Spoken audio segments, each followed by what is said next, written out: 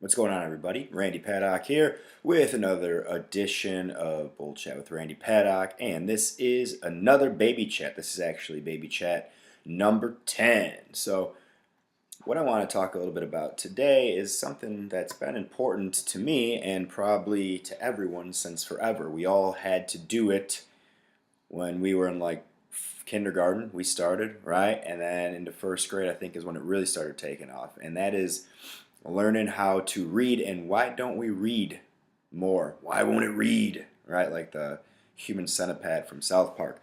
But I was just thinking about this a little bit more and more. Is I'm not sure if people are still reading books, and if they're not, why not?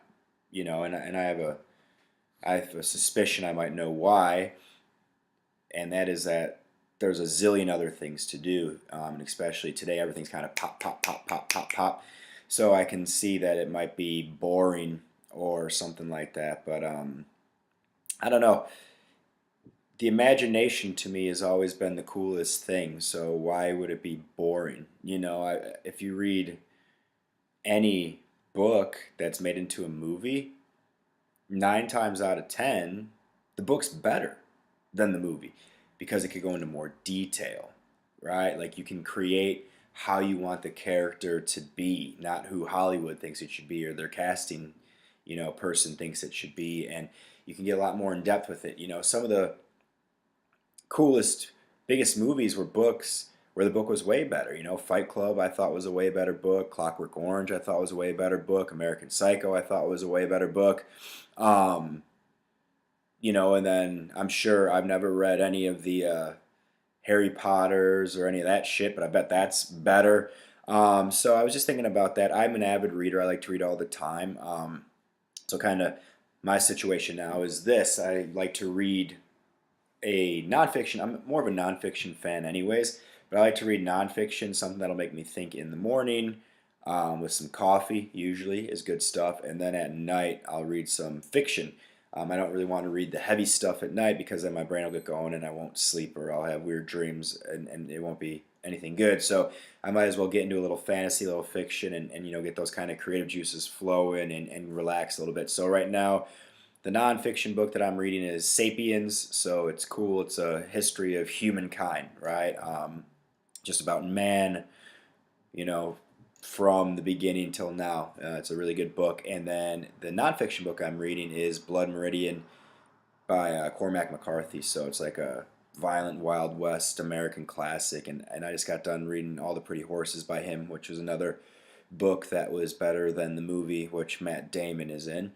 Um, but yeah, so that's my habit now. And I just put on Facebook any recommendations, and I was actually very pleasantly surprised. So thanks everyone that hit me up and gave me recommendations, like multiple. I have a shit ton of books on a list now that I need to read. I like to crank them. I like to read a book. Sometimes it takes me longer than others. Sapiens takes me a little bit because I have to kind of reread some stuff. It's just a lot of info, so sometimes I have to reread it because it can get a bit confusing. But I like to crank out, a book a month, which I don't think is too crazy.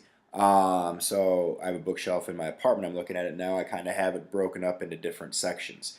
Um, so I have like my favorite type of book is I like military history. It's my favorite. So I have on the top, it's about like war books, military history, things of that nature. I like biographies, autobiographies, books about certain battles and wars and all different times. I'm kind of a nerd when it comes to that. I'm not just a specific war.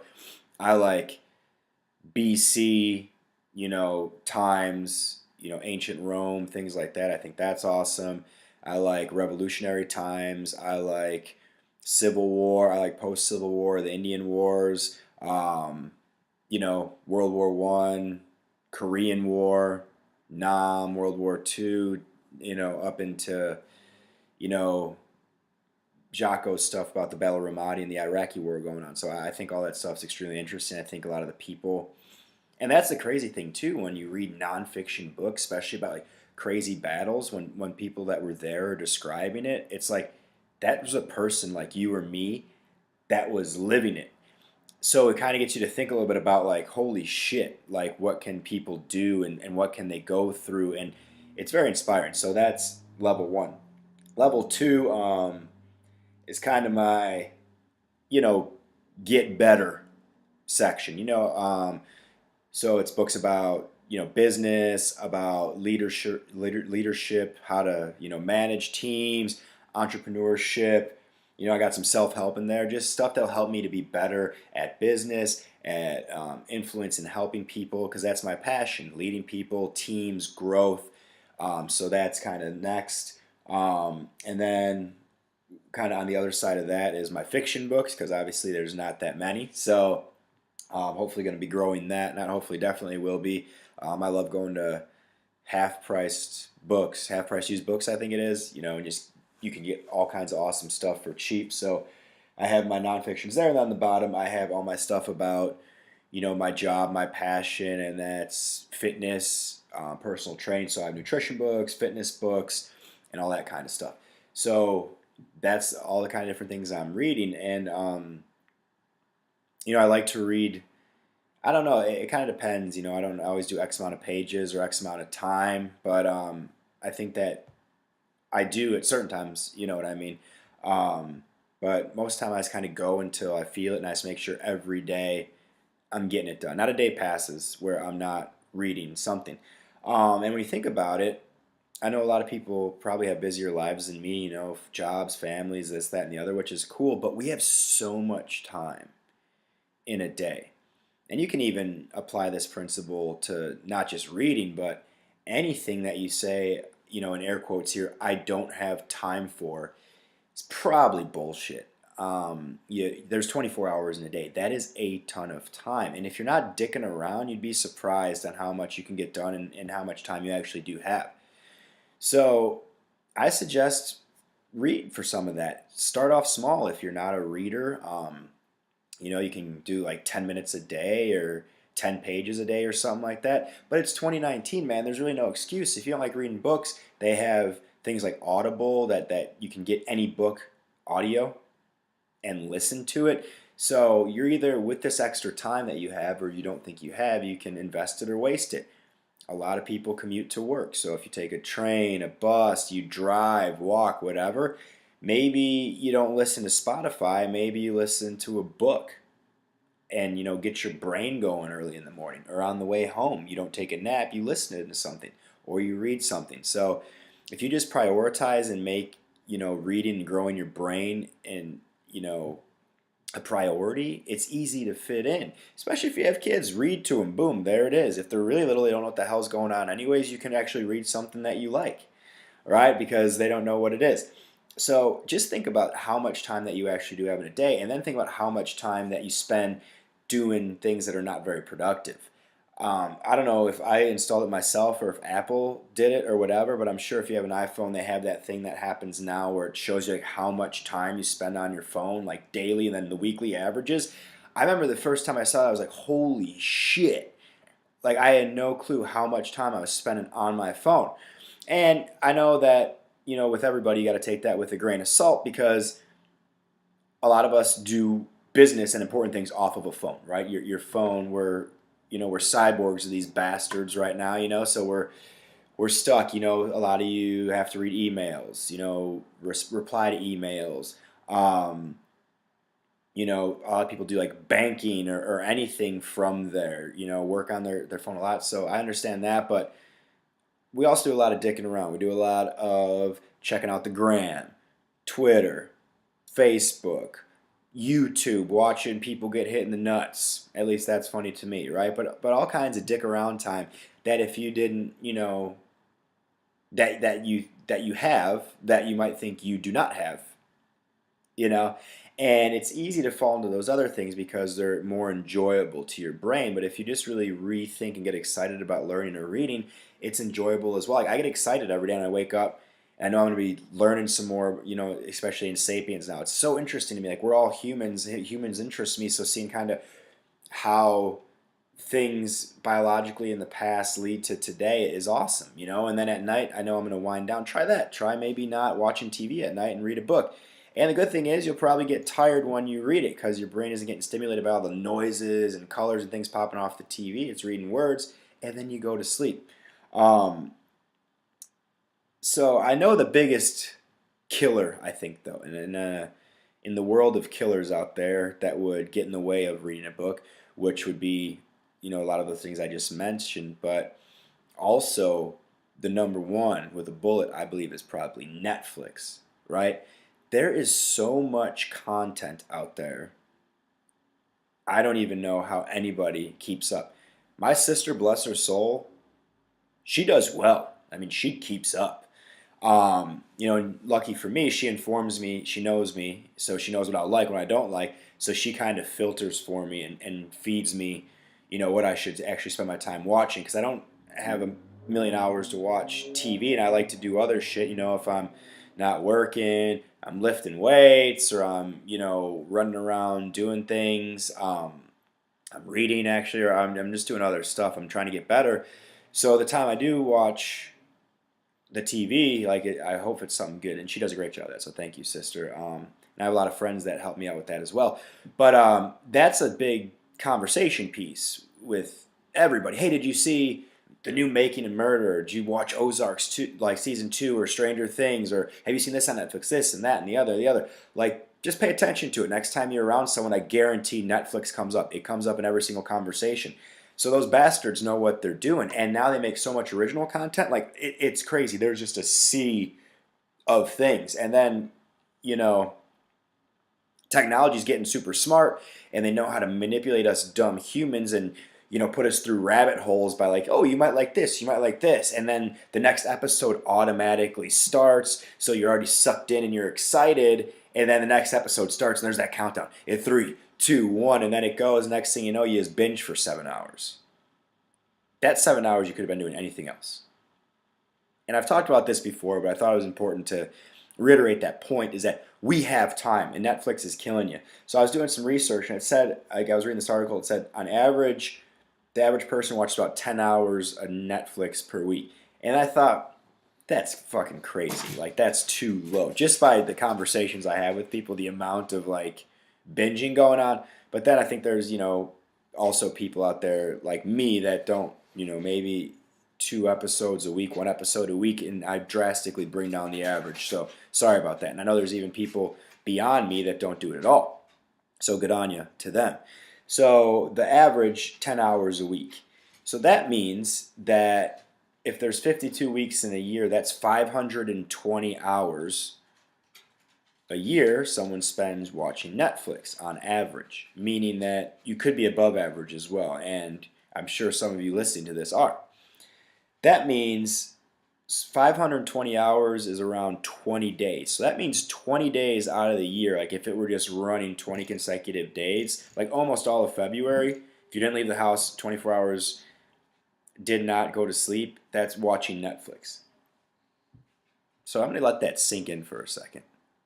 And don't feel bad. Don't feel like shit. I mean, some people will. Some people are yeah, who cares? But that's a lot of wasted time. You know what I mean? And I get it. Shows are cool, and they got the interactive stuff now. Whatever the hell that one that they made is, where you can choose your own ending. But guess where that came from? Choose your own adventure. It was a book, right? I used to go to Amstead's back in '92 and get those choose your own adventure books. They were the coolest, right? You read a little bit, and then if you want to go down this path, go A. If you want to bypass the path and go on to the dungeon skull room, hit B. So I would always cheat because it was super fun. So I'd pick A, and then if I didn't like it, no, B, and things like that. But that was fun and imagination and part of the glory of reading, and that must be something to it since Netflix made a movie where you can do that, right? We want to do that. So I have a pretty radical idea here. Imagine, and I'm not even telling you to stop watching Netflix. I'm not even telling you to cut it in half. What if you spent 1/10 of that time? So 1 hour a week just reading.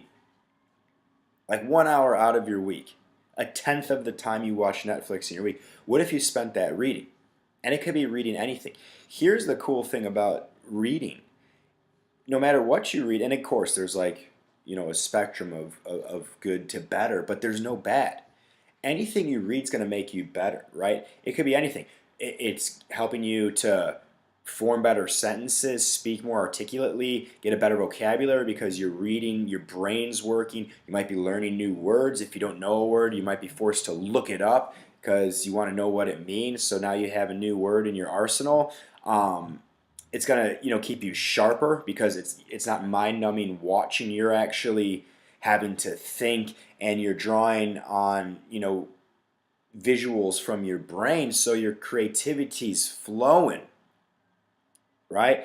And then if you want to take a step further, you could be learning things about, so what I like about, let's say, Blood Meridian, for instance, is that, it's a book about the Old West and violence and things like this, but you learn a lot about human nature and how things used to be, right? Back in like the late 1800s. And it's crazy to see, like, when people write about that, like, that was a time not too long ago that people in the country I live in, the things they were doing and how different it is now. And it's kind of cool, right?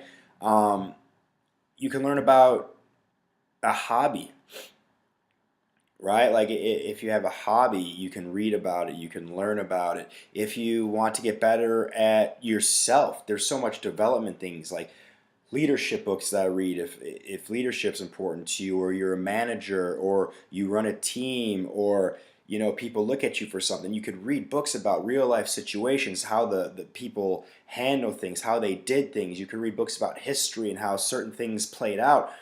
So it's very cool, right? Like, you can get better at your career, which will in turn allow you to make more money, right? Like, if you care about something, especially your job, you should want to get better at it, because the better you get, the more value you have, right? So I'm constantly reading books about fitness, about different weightlifting techniques, about, biology, about how the human body and anatomy, about nutrition, and all these things are just making me better, making me learn more so I can be better to my clients and my value goes up.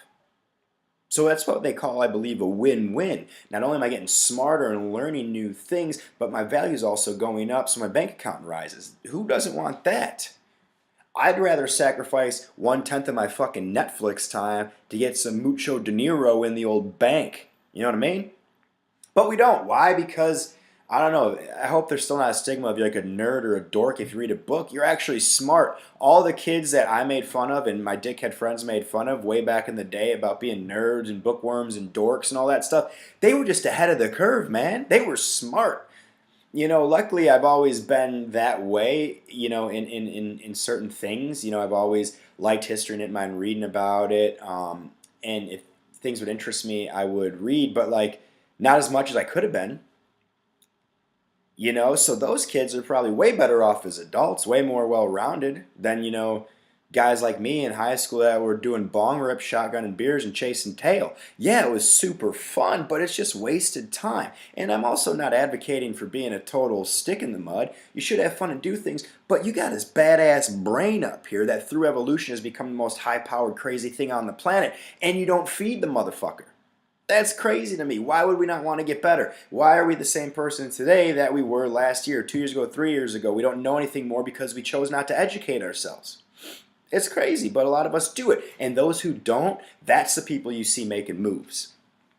Right? I guarantee you, if you go on Facebook, I know, take it with a grain of salt, it's not full reality. People show you what you want to, see. But if you're seeing people that like progressing in life, in their business, whatever it may be, just doing better, chances are they invested something into knowledge on that subject and got better. If you're in the same thing, doing the same thing, you probably haven't. If you do what you always done, you get what you always got. So why not learn something? Or fuck it, if you're doing Netflix, watch a documentary, right? At least one of those hours too.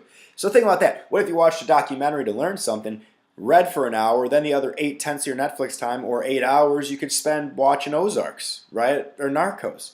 I like Narcos too, but I watch one episode a week, maybe two. If you watch the whole season in a night, you got problems, brother or sister. Not my sister. She does have problems though. I mean, she does watch a lot of Netflix, but again, I appreciate it, and she's doing shit, right?